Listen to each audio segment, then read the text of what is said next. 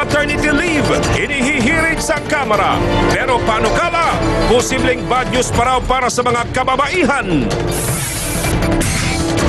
Ex-President Gloria Arroyo inabsolto ng ombudsman sa kasong korupsyon at panunuhol noong 2004 elections. Pero mister niyang si Mike Arroyo, kinasuhan na kaugnay sa umano'y PNP chopper scam. Sa good news, public library sa isang bangketa sa Makati bukas 24/7 at wala pang deadline ang pagsusoli ng mga hiniram na libro. Di naman kaya sila maubusan?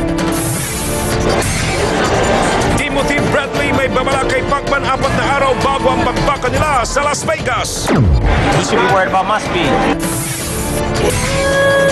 American Idol runner-up Jessica na piling kumanta ng national anthem ng Amerika. Kakanta ng lupang hinirang, sino naman kaya? At 12 anyos na lalaki sa India, inoperahan matapos makalunok ng isda. Isda na buhay pa sa baga ng bata.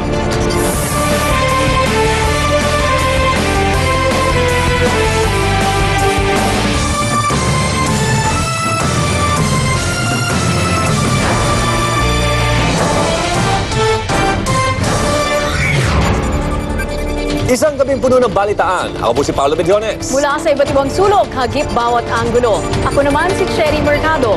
Ito ang Pilipinas News. Mga magnanakaw ang target ng mga otoridad pero isang big-time na Shabu laboratory ang natisod nila sa Parañaque. Malakihan daw ang operasyon sa laboratorio at kaya nitong magluto ng 3 kilong shabu sa loob lang ng 6 na oras. Ang mga salitang "This is a drug-free workplace, let's keep it this way" ang sasalubong sa'yo sa warehouse na ito sa East Service Road sa Parañaque. Pero nang pasukin na ito ng otoridad, umaalingasaw ang kakaibang amoy ng kemikal. Dito nadiskubre ang bloke-bloke ng mga epidrin at ilang tabletas na sangkap daw sa paggawa ng shabu. Nasa mahigit 20 naman ang mga aparatong ginagamit sa pagluluto ng iligal na droga. Makikita pa sa loob ng mga dramang nilulutong gamot. Sa tansya ng otoridad, hindi bababa sa 3 kilong shabu ang nagagawa ng laboratorio sa loob lang ng 6 na oras. This is an industrial type to. Laki to. Naka-fix na lahat yung mga equipment. Nasa tabing kalsada lang ang warehouse pero mahirap daw itong tuntunin dahil tago ang laboratorio. Aksidente lang ito nadiskubre kagabi dahil dito nagtago ang 3 magnanakaw na hinabol ng mga otoridad. Nasa ilalim ito, di ba? Talagang nakatagong, this is a basement, and yet ang dinaanan natin ay napakarami pang kwarto-kwarto. Isang Chinese national daw ang nagsimulang umupa noong Enero ng nakaraang taon sa warehouse sa halagang 400,000 pesos kada buwan. Pero mukhang may 6 na buwan na raw itong binakante ng operator. Baka bigla nakakaramdam sila na sila ay under surveillance, bigla na lang silang nagpulasan at iniwan nila lahat ng pati yung mga finished product nila, iniwan na lang nila. Iniimbestigahan na kung may kaugnayan ng shabu laboratory na ito sa paggawaan ng shabu na inoperate din ng otoridad sa Alabang noong Enero. Kay Imson, News 5. Tag-ulan na pero ready na ba tayo sa baha? Kung ang MMDA flood control ang tatanungin, hindi pa. Bukod daw sa luma at maliit ang mga pumping station sa Metro Manila, ang nagpapalala ng problema ay sa atin mismo nagmumula. Salok dito, salok doon. Yan ang remedyo ng ilang mga residente sa Barangay Katmon sa Malabon na rain or shine ay hindi tinatantana ng tubig baha. Oo, kahit may araw, basta't high tide siya, malalim talaga dito. Kaya habang hindi pa matindi ang pag-uulan, nilinis na ng MMDA ang ilang estero at pumping station sa Metro Manila. Kung wala itong mga pumping station nito, tulad nung high tide, yung tide level na ito, papasok ito sa inland at saka magkaroon ng baha.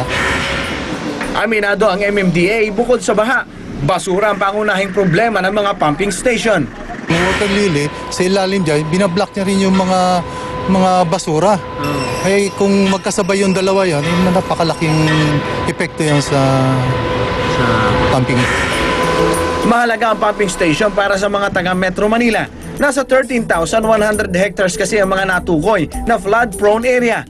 Meron lang 51 pumping station. Ibig sabihin, may 14% ng mga binabahang lugar ang hindi nahihigop ang tubig kapag umuulan. Kakaunti na nga lang, Luma at maliliit pa ang mga pumping station. Kaya naman ang manalasa ang bagyong Ondoy noong 2009. Nakita kung ano lang ang kakayanan ng mga ito. Ang kaya lang ibomba nito is about 80 mm per hour na ulan. Ang Ondoy kasi is 400 plus. Ang problema, walang pondo ang gobyerno para dito. Ang ordinaryong pumping station kasi nasa 475 million pesos na. Habang ang modernong pumping station na kayang humigop ng tubig kagaya ng binuhos ni Ondoy, aabot sa 2 bilyong piso. Kaya panawagan ng MMDA, habang naghahanap pa ng perang pambili, huwag magtapon ng basura na pwedeng makasira sa mga pumping station natin.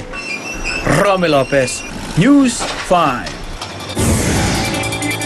Kasabay ng balik eskwela, bantay sarado ng mga otoridad ang mga school service. Sa katunayan, simula po nung Lunes, aabot na sa mahigit 80 ang nahuling service at mga tricycle na kung hindi overloading, kolorum naman.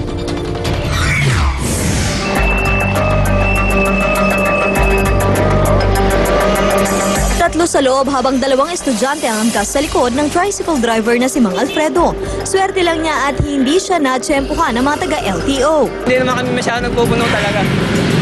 O pag naman lang, pangkuha lang ng gasolina, gano'n. Pero di nakalusot ang ibang pasaway na tricycle driver na kung hindi overloading, wala namang prangkisa. Meron ding nahuling naghahatid ng walang helmet. Very common violations are overloading, yung mga nagsasakay mismong mga tricycle, walang lisensya yung driver. Ang school service namang ito, nakasabit ang konduktor sa pintuan. Pag hinto, nagbabaan ang may 14 na sakay nitong estudyante at magulang.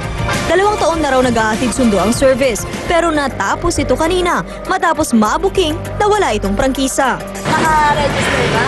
Hindi po, pero meron po mga parents consent. Hindi po pinapayagan ng public school. Private lang po. Dilawang plaka. Nabisto ring basag ang windshield ng sasakyan. Private vehicle, the violation there would be, the penalty there is 6,000 pesos. Paalala sa magulang, bukod sa prangkisa, kailangan may pintura ng dilaw ang school service at may steel railing ang bintana. Required ding may seatbelt ang bawat pasahero, may fire extinguisher at first aid kit. Hindi rin dapat bababa sa 1998 ang modelo ng sasakyan. Franz Noguera, News 5. Good news naman tayo, sa panahon ngayon, internet ang takbuhan sa pagkuha ng impormasyon, di po ba? Pero sa isang kalye sa Makati, buhay na buhay pa rin ang pa-research at pagbasa gamit ang mga libro. Sabi nga, a good book is hard to find. Pero sa isang kalye sa Makati, maraming magagandang librong makikita kung may tiyaga kang maghalungkat. Ito ang koleksyon ng mga libro ng Reading Club 2000 na 12 taon nang nangongolekta at nagpapahiram ng libro sa Balagta Street sa Barangay La Paz sa Makati. Nagsimula ito sa mga libro na naiwan namin o na nagamit nung kami nag-aaral. Tulad ng Honesty Store sa Batanes, sa public library na ito, kahit ilang libro pwede mong iuwi. Wala ring deadline kung kailan mo isasauli. Sa mga umuuwi at napapadaan sa lugar kahit madaling araw, parang convenience store na bukas ang aklatan. Isang lugar sa bangketa na pwedeng magbasa, manghiram, kung magdala ng libro, makipagkwentuhan,